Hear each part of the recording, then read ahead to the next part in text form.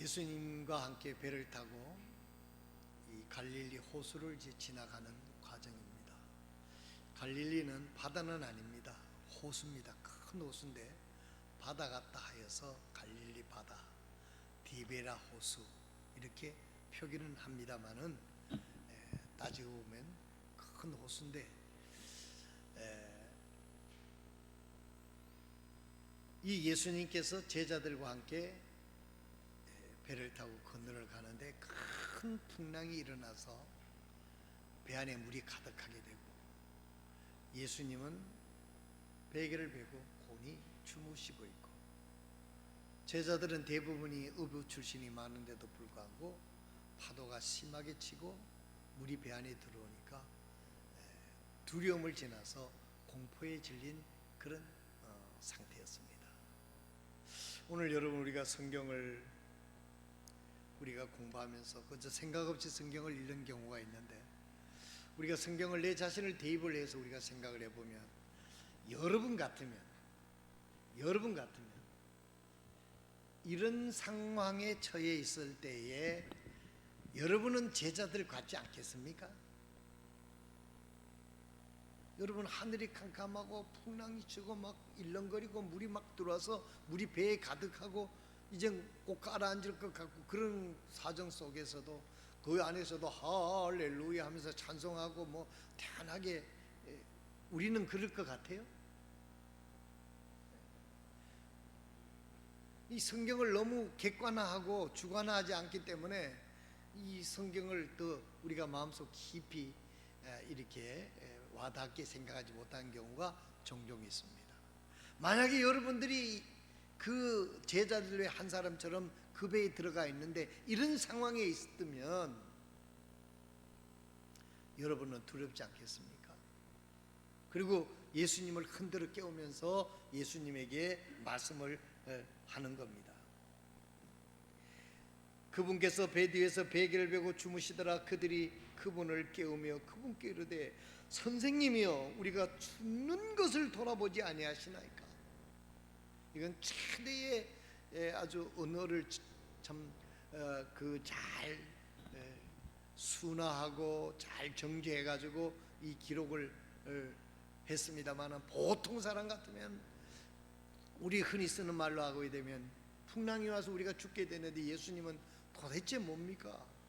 이 주무시고만 계시고 우리를 죽는 것을 돌아보지 않습니까? 아니면 관심이 없는 겁니까? 주님 도대체 뭐 하는 분입니까?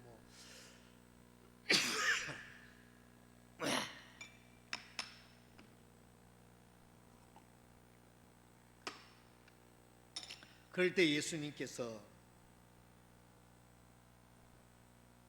일어나셔서 39절에 그분께서 일어나셔서 풍랑이 안 일어났어.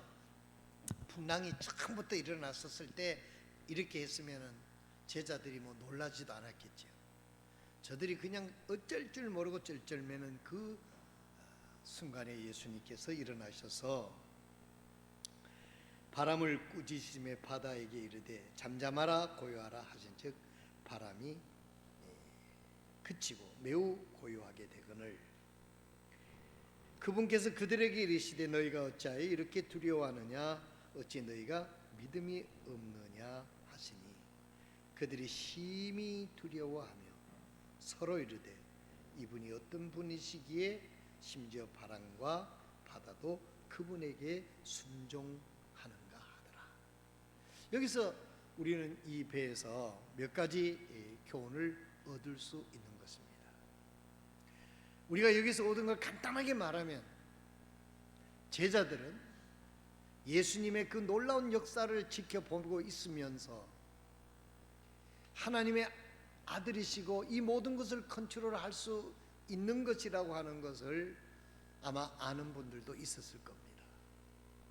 예수님의 제자 좀 됐으니까 초기 단계라도 예수님이 하나님의 아들이라는 것을 그들은 알았을 거예요. 그런데 막상 이런 환경이 되니까 믿음이 어디로 간지 하나도 없어. 그냥 앞에 보이는 게 하나님의 아들이 보이는 게 아니라 큰 파도만 보이고 물만 보이고 죽을 것 같은 환경만 보이는 거예요. 그래서 제자들의 믿음이 없었던 증거는 무엇이냐면 파도보다도 풍랑보다도 더 크신 주님을 보지 못했다는 것이죠.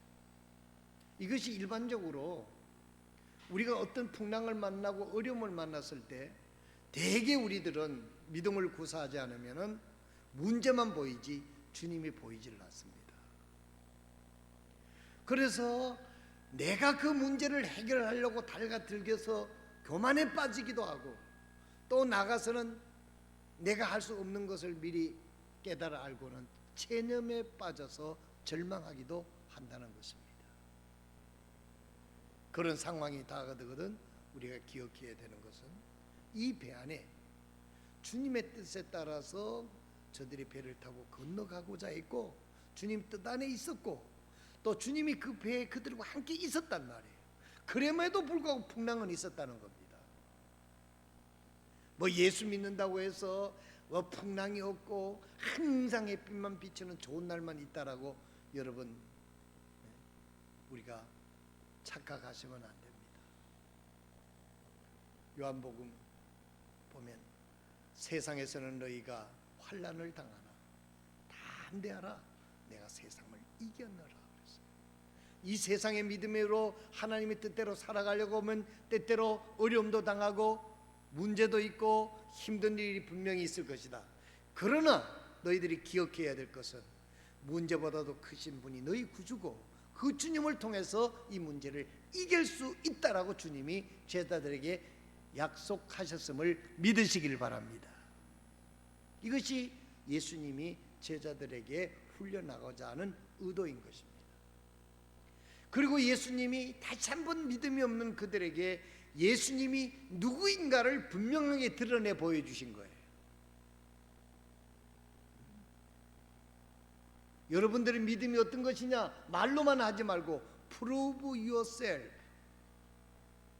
바울 사도가 디모데에게 어린 디모데에게 너의 믿음을 증명해 보이라 그랬어요. 믿음을 증명해 보이라 그랬어요. 우리가 이 세상에서 어려움을 당하고 힘든 일이 있을 때 내가 믿음을 통해서 우리 주님을 증명해 보일 수 있는 그 믿음이 하나님을 기쁘시게 하는 믿음이요, 그 믿음이 그 문제를 잠재우게 할 수 있는 하나님의 능력을 나타내게 하심을 믿으시기를 바랍니다.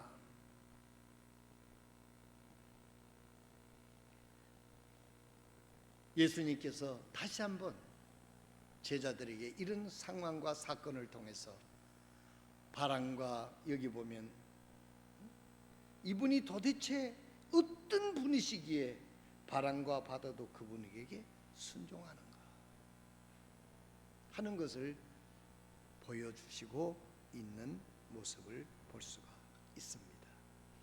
지난 주간에 태풍이 불어와가지고 여행 가시는 분은 또 못 가시게 되기도 하고 또 여러분 태풍 준비하시고 또 캠프장 걱정도 여러분들이 다 한 번씩은 하셨을 거라고 그렇게 생각이 되어집니다. 인생의 여정을 살아가는데 바울 사도에게도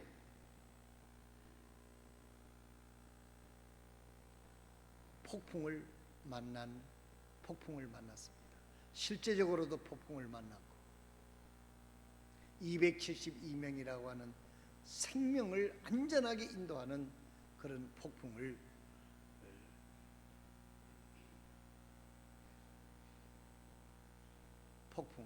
만났습니다. 그 바울 사도가 디모데전서 1장 1절에서 7절에 보면 에베소에서 눈물로 밤낮 3년을 가르치며 세운 에베소 교회를 디모데에게 맡겨놓고 디모데에게 이제 로마에 자기는 갇혀있는 감옥 생활을 하면서 디모데에게 말하는 것을 봅니다.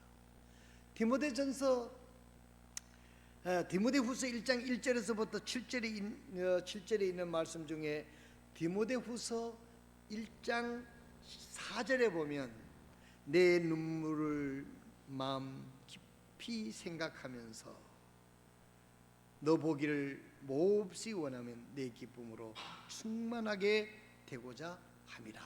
그렇습니다.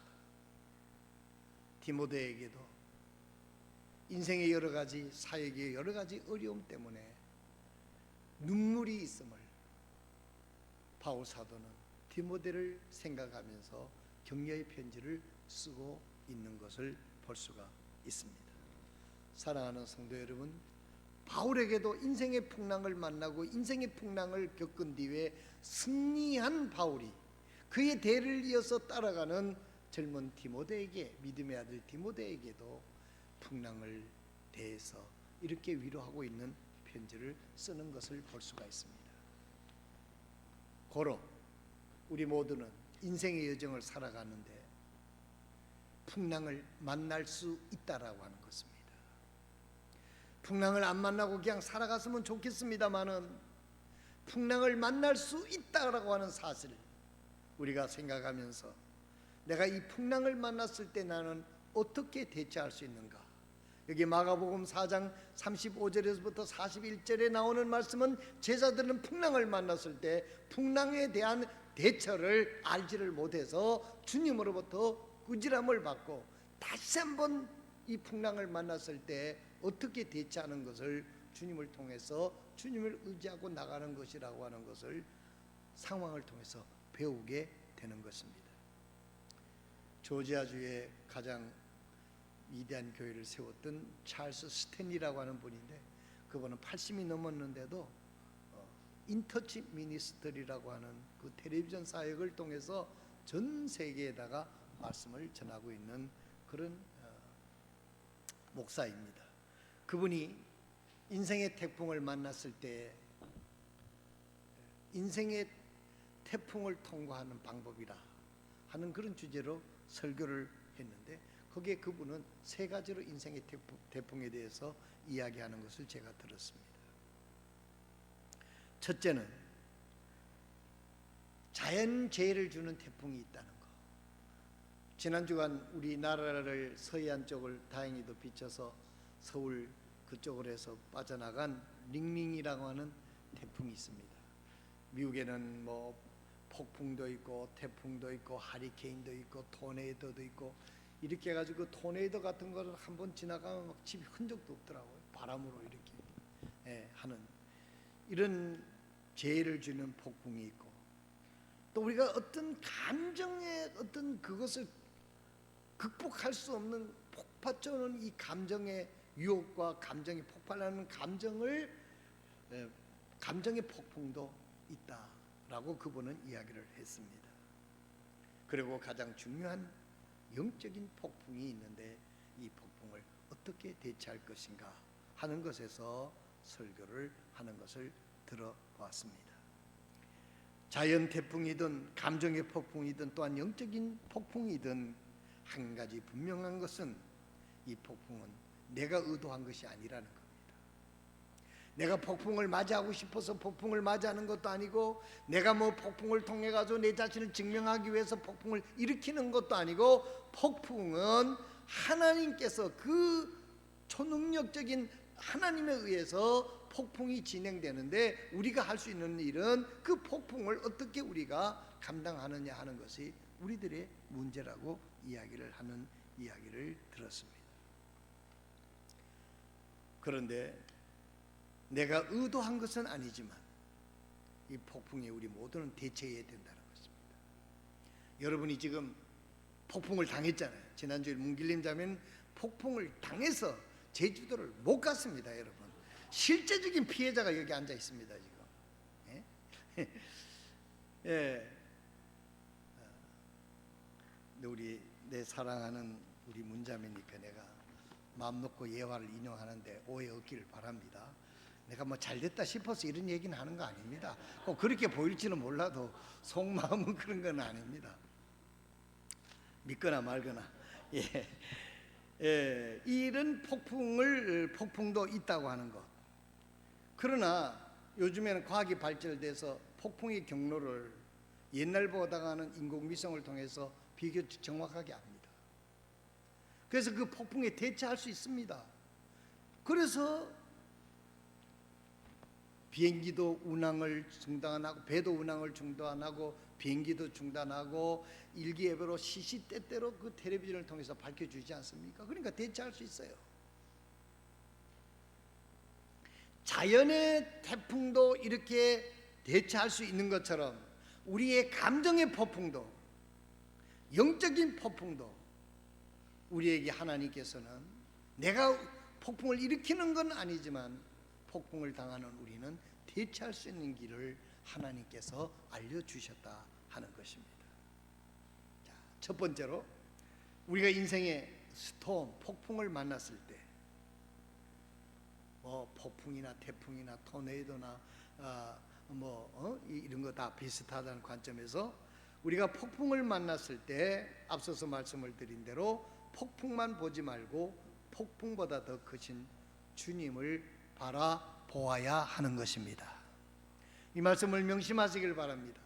대개 우리가 무슨 일을 당하거나 어떤 폭풍을 만나게 되면 우리는 주님은 온데간데 없고 그 폭풍만 우리 눈앞에 가로막고 있기 때문에 우리는 좌절하고 절망하고 때로는 만용을 부리기도 한다는 것입니다.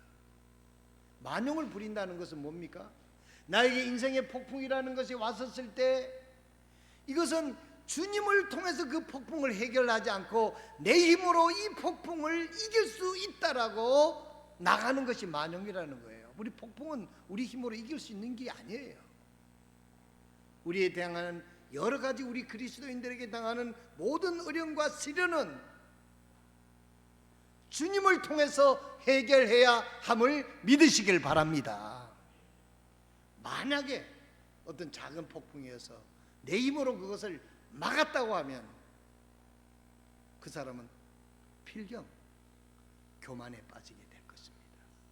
하나님께 영광을 돌릴 수 없어요. 하나님을 의지하지도 않았는데 어떻게 하나님께 영광을 돌릴 수 있겠어요? 자기 자신에게 영광을 돌리며 자기 자신이 교만에 빠지기가 십상입니다. 사랑하시는 성도 여러분, 우리에게 의도치 않든 내가 예기치 않든 참으로 자연의 폭풍이든지 감정의 폭풍이든지 참으로 영적인 폭풍이 우리에게 닥쳐올 때 우리가 한 가지 알아야 되는 공식은 뭐냐면 주님을 통해서 이 폭풍을 통과하리라, 이 폭풍을 해결하리라, 폭풍을 맞으리라, 폭풍을 내가 담당히 감당하리라고 하는 그런 각오로 주님 앞에 나가서 기도하고 주님 뒤에 숨고 주님을 통해서 그 문제를 해결하려고 하는 것이 바로 믿는 사람의 영적인 태도임을 믿으시길 바랍니다.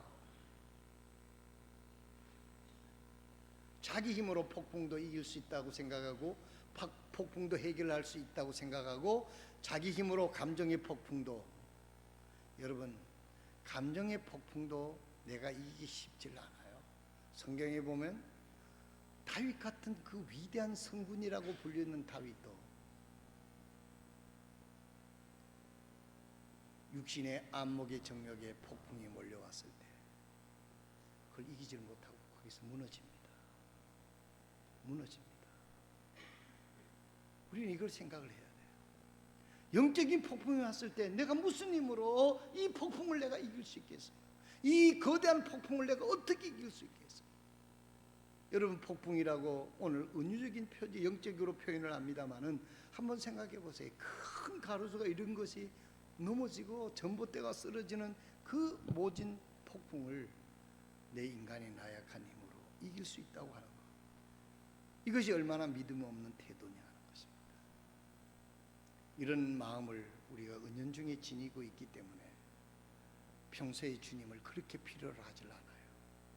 모든 것을 내가 할 수 있다라고 생각하니까, 내가 하다가 정 안 되면 주님을 부르지, 이런 생각을 가지고 신앙생활을 하고 예수님을, 주님을 부르면서 천국 백성이라고 착각하는 성도들이 많이 있다는 것입니다. 평소에도 폭풍이 하루 1년에도 몇 번씩 오는 것처럼 내 삶 속에서, 내 인생의 여정에서 자연의 재해도, 폭풍도, 감정의 폭풍도, 영적인 폭풍도 올 수 있다는 걸 생각하고 이런 폭풍이 왔었을 때 내 힘으로 감당할 수 없다는 것을 알고 주님을 의지하고 주님을 바라보고 주님과 교제하며 주님의 뜻대로 살아가는 지혜가 바로 믿음의 지혜인 줄로 믿으시기를 바랍니다. 그 폭풍을 감당하지도 못하면서도 자기가 그 폭풍을 내 스스로 해결할 수 있다. 그렇게 만용적 생각을 가지고 있기 때문에 주님을 찾지를 않는 거예요.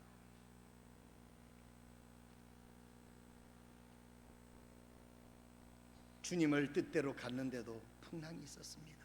오늘 본문에 보면 주님이 건너편으로 가자 그랬어요. 여기 이 같은 사건이 사복음서에 3번이나 기록이 되어 있는데 주님이 가라고 그래서 제자들은 배를 타고 건너로 갔고 예수님도 거기 앉아서 주무시고 있었어요. 그런데 풍랑은 왔어요.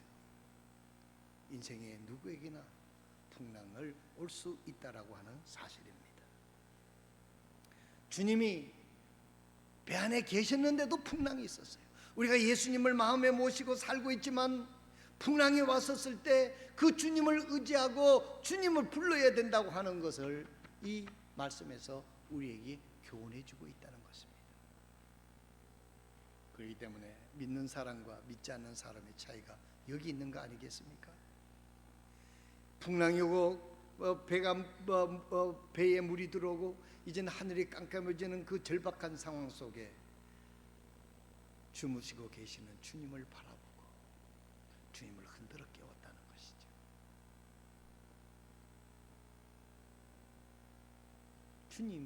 주님을 모시고 산다는 것이 얼마나 큰 축복인가 하는 것을 다시 한번 보게 되는 것입니다.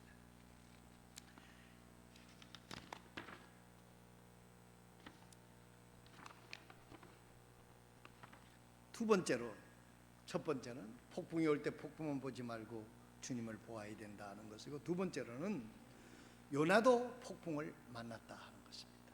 여러분 성경에 보면 요나도 폭풍을 만나죠. 요나의 폭풍은 왜 요나는 폭풍을 만났을까요? 이게 중요한 겁니다.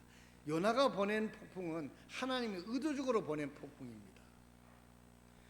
하나님께서 요나서 1장 1절과 2절을 한번 보겠습니다. 요나서 이제 주의 말씀이 아미떼의 아들 요나에게 임하니라 이르시되 일어나 저 큰 도시 니느웨로 가서 그것을 향하여 외치라. 그들이 사악함이 내 앞에 이르렀느니라 하시니라. 자, 저 말씀 보십시오. 하나님께서 아미떼의 아들 요나에게 뭐라고 말씀합니까? 일어나 저 큰 도시 니느웨로 가라 그랬단 말이에요. 분명하게 니느웨로 가라 그랬는데 그 다음에 읽어보기 3절에 보면 그러나 요나가 주의 앞을 떠났다 그랬어요. 주님 말씀을 불순종했다는 것입니다. 떠나 다시스로 도망하려고 일어나 욥바로 내려가서 다시스로 가는 배를 만났다 그랬어요. 여러분 니느웨는 거기서 지금 이란 그쪽으로 가는 거고, 여기에 있는 다시스는 어디냐면 오늘날 스페인입니다. 거기서 배를 타고 쫙 가면 해가 지는 땅. 이번에 스페인에 가서 알았는데 간절거리에서 해가 떠가지고 스페인 포르투갈 포르투에서 해가 진대요. 그래서 해 뜨는 데서부터 해 지는 데까지 찬양이 있잖아요. 네, 그거 가서 그 가이드의 얘기를 듣고 감개가 새로웠습니다. 간절거리에서 해가 떠서 포르투갈 포르투에서 해가 진대요. 근데 그 해가 지는 석양이 굉장히 아름답더라고요. 그 스페인 포르투갈 옆에가 스페인이잖아요. 여기서 즉각이 말하는 말씀은 무슨 말씀입니까? 요나가 하나님의 말씀을 불순종하고 하나님이 가라는 니느웨를 가지 않고 다시스로 도망을 갔어요. 그 다음 제 4절 보겠습니다. 그러나 큰 바람을 보내심에 바다에 거대한 폭풍이 일어나서 그 배가 거의 부서지게 되었으므로 하나님께서 큰 바람, 폭풍, 스톰을 보냈다는 거예요. 폭풍을 보내서 그 배가 거의 부서지게 됐다는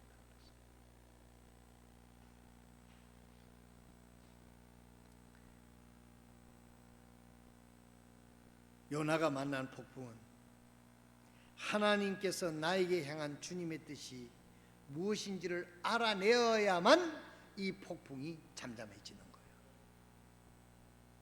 여러분 인생에도 폭풍이 불어오거나 폭풍을 만났거나 폭풍의 기미가 일어나거든 우리가 할 수 있는 일은 요나처럼 내가 지금 하나님이 니느웨로 가라 그랬는데 나는 하나님의 말씀을 무시하고 하나님 말씀을 반대로 여기 있는 다시스로 가고 있지 않는지 우리의 자신을 살펴보고 내가 가는 방향이 하나님의 뜻을 향하여 순종하고 가느냐 아니면 불순종하고 가느냐 이것이 해결되지 않고는 폭풍이 그치지를 않는다는 사실을 우리는 다시 한번 생각할 수 있기를 바랍니다. 요나가 만난 폭풍은 하나님이 보낸 폭풍이에요. 요나가 거기서 하나님의 말씀을 무시하고 내가 참으로 니느웨로 가라고 하는 그 말씀을 무시하고 하나님 뜻에 반대하여 다시스로 가는 이 사실이 잘못된 것을 발견하고 회개할 때 여기에는 요나는 폭풍이 그치고 다른 사람도 살았습니다. 요나가 회개했다는 것을 보면 배 선장을 불러서 배에서 난리가 났어요. 폭풍이 일어나니까 거기에 뱅이 싣고 있던 교역을 하는 배랍니다. 역사적으로 찾아보면 거기서 큰 교역을 하는 그 배가 얼마나 좋은 물건을 많이 실었겠어요. 그걸 바다에다가 막 던진 거예요. 다 던져요. 금전적 손실을 엄청나게 보게 된 거예요. 막 그 사람들이 공포에 떨고 어쩔 줄 모르니까 그때서 요나는 내가 하나님의 뜻을 저버리고 불순종해 다시스로 가는 것을 알고 나를 바다에 던지라라고 얘기합니다. 회개입니다. 회개입니다. 회개는요, 진짜 회개는요, 어떠한 대가를 지불하고라도, 어떠한 불이익을 당하더라도, 어떠한 부끄러움을 당하더라도 하나님 앞에 용서하고 받고자 하는 그것을 가장 소중히 여기며 참으로 어떤 손해와 어떤 부끄러움과 어떤 것 손실이라도 감당할 수 있는 자세가 진정한 회개를 가져올 수 있다는 사실을 기억하시길 바랍니다. 오늘날 회개했다고 그러고 하는 걸 보면 너무나 건성적인 경우가 많아요. 잘못했습니다. 아멘. 여러분, 진정한 회개는 생각이 바뀌는 것이고 돌이키는 것이고 돌아서는 것입니다. 여기 있는 요나는 내 자신을 바다에 던지십시오. 내가 하나님 앞에 불순종했기 때문에 여러분까지 생명의 위협을 입고 많은 금전이 손실이 있었으니 내 하나가 바다에 던져지면 모든 문제가 해결이 됩니다. 회개했습니다. 그랬더니 바다에 던져졌더니 여러분들이 잘 아는 큰 물고기가 이게 고래냐 뭐냐 논란이 있습니다만은 최고로 큰 배가 고래니까 고래의 뱃속에서 3일 동안 요나가 있었다 아마 그렇게 얘기하지 않습니까? 하나님이 준비해 놓고 있었다는 것이죠. 그랬더니 풍랑은 잔잔히 사라졌다 하는 그런 얘기입니다. 폭풍을 주관하시는 하나님을 여기서 보게 되는 겁니다. 하나님은 요나를 돌이키기 위해서 폭풍을 보냈습니다. 여러분, 이제 말씀을 마치고자 합니다. 다윗 같은 위인도 감정의 폭풍에서 실패한 이유를 사무엘하 11장 1절에서부터 5절에 이렇게 설명하고 있습니다. 여러분, 여러분도 다윗도 실패를 했다면 여러분과 나도 예외는 아닙니다. 자, 사무엘 1장에 보면 그 해가 지나가고 왕들이 싸움터에 나갈 때가 되매 다윗이 요압과 자기 신하들과 온 이스라엘을 보내니 그랬습니다. 그들이 암몬 자손을 멸하고 라빠를 에워쌌더라. 그러나 다윗은 예루살렘에 여전히 머물러 있었더라. 여기에 해결책이 있습니다. 1절에 보면 1절 다시 돌려보면 왕들이 싸움터에 나갈 때 그때는 왕들이 그 큰 싸움터에 왕이 앞장서서 나가는 것이 그들의 전통이었어요. 그런데 이때는 다윗이 나가지 않고 요압을 보내고 자기는 나가지를 않고 머물러 있었던 것이죠. 일종에 보면 이 정도 충분하다. 다윗의 마음속에 교만이 생겼을 수도 있습니다. 다윗이 전투에 다 승리한 것은 하나님이 역사하셔서 승리한 것이지 자기 전술로 된 건 아니거든요. 그래서 그들이 요압이 군사를 이끌고 와서 암몬 자손을 멸하고 라빠를 에워쌌다. 그러나 여기 보면 성경에 보면 밭 그랬잖아요. 그러나 다윗은 예루살렘에 여전히 머물러 있었더라 그랬습니다. 하나님의 뜻에 함께하지 않는 사람들에게는 감정의 폭풍이 반드시 오게 돼 있다라고 이야기하는 설교를 제가 들었습니다. 하나님의 전투에 나가서 열심히 그 하나님의 뜻을 합성해서 군사들과 함께 전투에 나갔더라고 하면 그에게 그와 같은 유혹의 폭풍이 오는 곳 기회조차 주지 않았을 텐데 군사들을 보내고 교만한 마음에 예루살렘의 옥상에서 할랑할랑 놀고 있다가 보니까 저녁 때에 다윗이 자기 침상에 일어나 왕의 집 지붕 위에 걷다가 한 여인이 목욕하는 것을 지붕에서 보았는데 그 여인이 보기에 매우 아름다움으로 그랬습니다. 그래서 자기들이 정욕이 일어나고 이런 것들을 왕이니까 못할 것이 없잖아요. 그러니까 남의 아내를 데려다가 그 아내를 범하고 감정의 이 폭풍을 이기지 못했다고 하는 것입니다. 자, 우리는 여기서 이와 같은 감정의 폭풍에서부터 우리가 해방받고 우리가 안전하게 할 수 있는 것은 무엇이냐면 우리가 하나님의 뜻에 늘 바쁜 저와 여러분이 되시길 바랍니다. 우리도요, 성경 읽고 기도하고 예배에 부지런히 참석하고 전도에 열심히 하다가 보면요, 마귀가 우리의 유혹할 틈이 없어집니다. 일주일 내도록 하나님이 좋은 직장 주고 좋은 기회 주고 뭘 다 줬는데 수요일 예배도 안 오고 일주일 내도 성경 한 장 안 읽고 기도도 식사 시간에 대충 해보고 안 하는 수도 있고 그렇게 시간 많으니까 뭐 하겠어요? 우리 몸은요,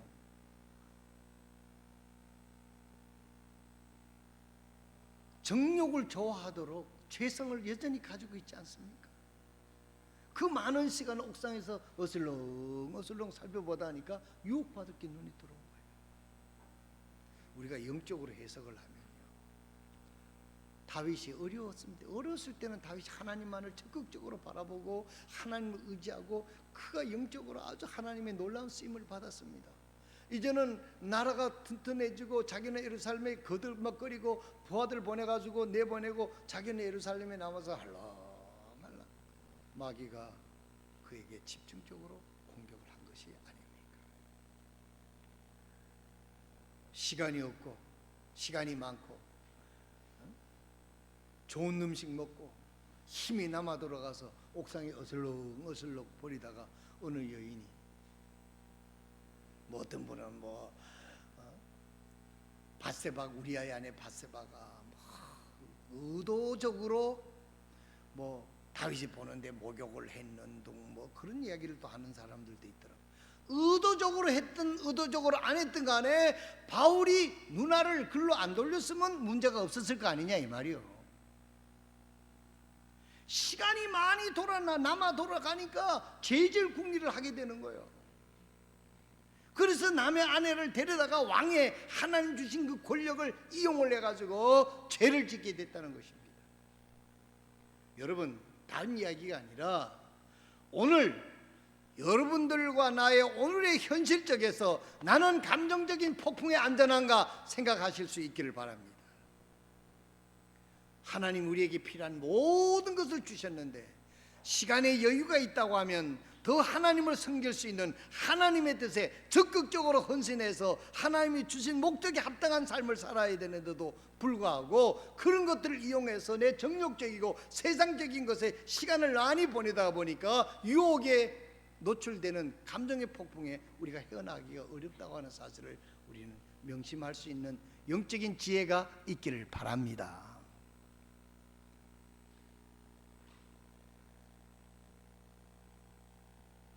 하나님의 뜻에 벗어난 사람에게는 감정의 폭풍에서 벗어나기가 어렵다 하는 사실입니다.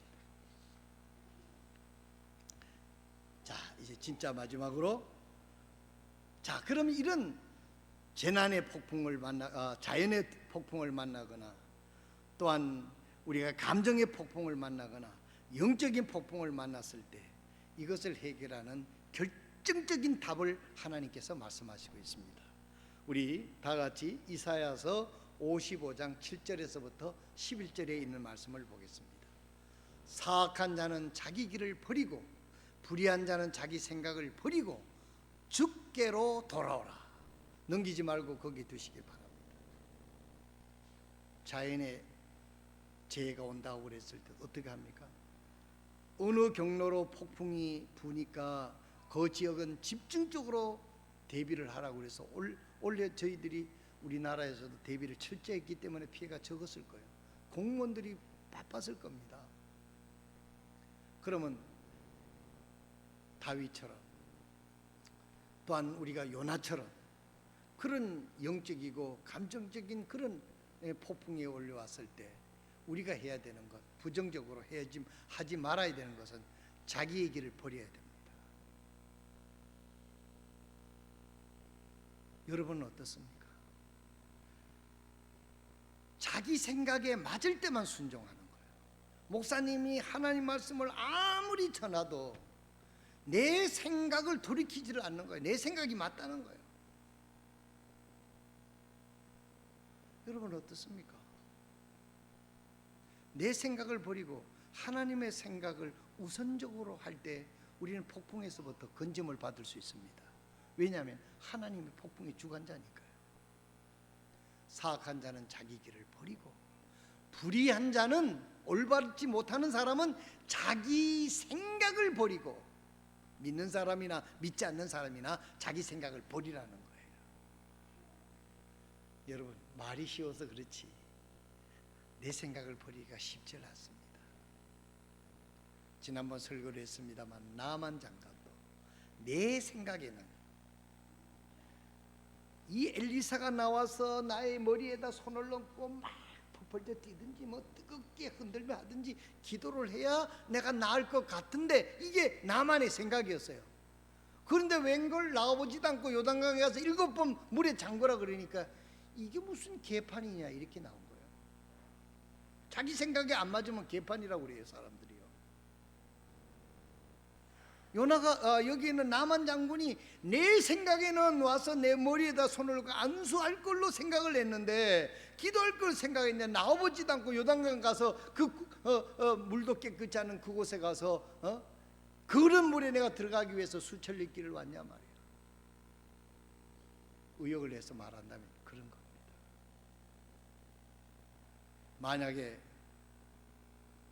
나만이 자기 생각을 버리지 않았다면 그는 문둥병에서 고침을 받지 못했고, 문둥병은 점점 발전이 되는 거기 때문에 모든 것을 잃어버리게 되는 겁니다. 순종만이 살 길입니다. 내 생각을 버리고 하나님의 말씀의 생각을 우선적으로 받아들이는 우리 모두가 될 수 있기를 바랍니다. 그럴 때 우리는 폭풍 속에서도 하나님이 지켜주시고 건져주시는 은혜를 체험하게 될 줄로 믿으시기를 바랍니다. 그래서 믿는 자나 믿지 않는 자나, 사악한 자나 자기 길을 버리고 불의한 자는 자기 생각을 버리고 주님께로 돌아오라. 주님께로 돌아온다는 뜻은 하나님의 말씀대로 그대로 순종하고 믿어라, 그런 말씀인 것입니다. 왜 우리는 내 생각을 버려야 되느냐? 하나님 친절하게 설명을 해 주셨어요. 8절에 내 생각은 너희 생각과 다르며 내 길은 너희 길과 다르니라 주가 말하노라. 내 생각과 하나님의 생각은 틀립니다. 육신의 생각은 우리를 사망과 패망으로 이끌지만 하나님이 주시는 생명의 생각은 우리에게 생명으로 인도하신다 그러지 않습니까? 하나님의 생각, 우리 생각은 틀려요. 그러면 하나님의 생각을 받아들여야지 내 생각을 고집하면 되겠습니까? 그 다음 제 59절에 보면 하늘들이 땅보다 높은 것 같이 내 길은 너희 길보다 높으며 내 생각은 너희 생각보다 높으니라. 비가 하늘에서 내려와 거기로 돌아가지 아니하고 땅을 적셔서 우미 돋게 하며 싹이 나게 하며 그것이 씨를 뿌리는 자에게 씨를 주고 먹는 자에게 빵을 주게 하는 것 같이 내 입에서 나가는 말도 그리하여 그것이 헛되이 내게로 돌아오지 아니하고 내가 기뻐하는 것을 이루며 내가 그 말을 보내어 이루게 하는 일에서 형통하리니. 그랬어요.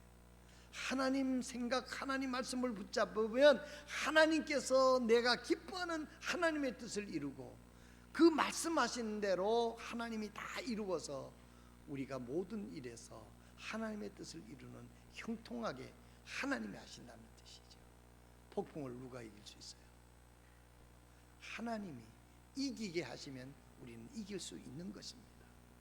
그렇기 때문에 폭풍을 맞이했었을 때 내 생각을 버리고 하나님의 생각. 대개 이 폭풍에서 패망하는 경우가 많이 있는데요, 자기 생각을 고집하기 때문에 그렇습니다. 기도도 하지 않습니다. 교회 목사님과도 상의도 하지 않습니다. 자기 생각에는 이를 걸 줄 알고 자기들이 다 결정해버립니다. 해결책이 없어요. 사랑하시는 성도 여러분, 우리 누구에게도 폭풍이 다가올 수 있는 것입니다. 믿는 자에게도, 주님을 뜨겁게 사랑하는 자에게도 폭풍이 오는 것은 하나님께서 그 폭풍을 통해서 이루고자 하는 목적이 있기 때문입니다. 그러므로 그 주님께로 돌아와서 내 생각을 버리고 주님께서 말씀하시는 생각대로 우리가 믿고 나가게 될 때 하나님이 그 폭풍을 이기게 하시는 하나님을 경험하게 될 줄로 믿으시길 바랍니다. 그런데 이런 이야기를 들어도 여러분이 가볍게 생각하시는데 폭풍 앞에 이길 재간이 있는 인간의 힘은 없습니다. 아무리 인류가 과학이 발전이 되고 뭐 어쩌고 우리가 어떻게 생각을 폭풍 그거 없애게 할 수 없습니까? 뭐 폭탄을 빵 터뜨려서 비를 좀 없애지게 할 수는 없습니까? 뭐 별 생각을 다 하지만은 아직까지 이런 폭풍이나 풍랑 이런 것들을 자연의 대책을 막을 수 있는 길이 없어요. 그 위에 대비하는 길뿐이 없습니다. 내 힘으로 감정의 폭풍이나 영적인 폭풍이나 자연의 폭풍을 해결할 수 있다고 생각하는 것은 만역이고 교만입니다. 겸손하게 하나님, 내 생각을 버리고 하나님의 말씀을 그대로 받아들일 때 하나님이 우리를 폭풍에서 보호해 주시고 폭풍에서 건짐을 받게 하시고 폭풍에서 승리하시는 은혜를 경험하게 될 줄로 믿습니다. 이 은혜가 우리 성도들 한 분 한 분에게 있어서 어떤 풍랑이 불어와도 하나님과 더불어 승리하는 저와 여러분 되시기를 주님의 이름으로 축원드립니다. 기도하겠습니다. 하나님, 우리 아버지의 은혜를 감사드립니다. 엊그제 저희들 폭풍이 우리나라를 지나갔습니다. 많은 피해를 입은 사람들도 있고 지역도 있습니다. 우리 인생에 있어서도 감정의 폭풍이 있고 영적인 폭풍이 있습니다. 이런 폭풍을 이길 수 있는 길은 하나님의 말씀을 받아들이고 하나님의 생각, 하나님의 뜻을 먼저 받아들이게 될 때 하나님에 의해서 인생의 폭풍을 안전하게 통과할 수 있음을 저희들이 겸손하게 받아들이게 하여 주시옵소서.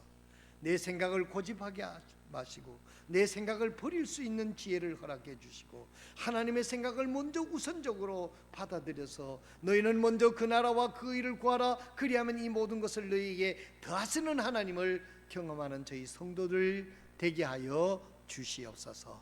이 한 주간도 하나님의 크신 은혜가 우리 성도들 또한 가정 자녀들을 지켜주셔서 하나님의 은혜 아래서 하나님의 뜻을 성공적으로 이루어 나가는 영적인 사람들이 다 될 수 있도록 주님께서 붙잡아 주시고 축복하여 주옵소서.